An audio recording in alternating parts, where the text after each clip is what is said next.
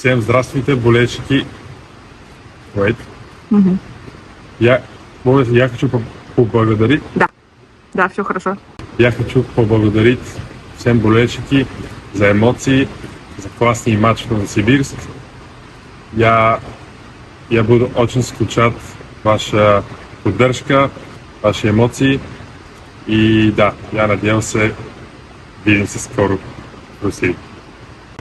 Здравейте на всички фенове на Локомотив. Изключително съм благодарен за емоциите, които ни предоставихте на мен и на целия отбор.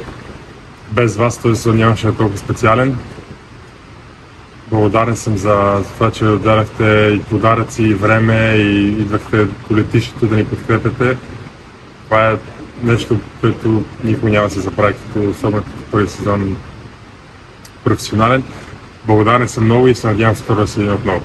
Hello everybody, Lokomotiv fans, thank you guys for supporting us, thank you guys for being with the team.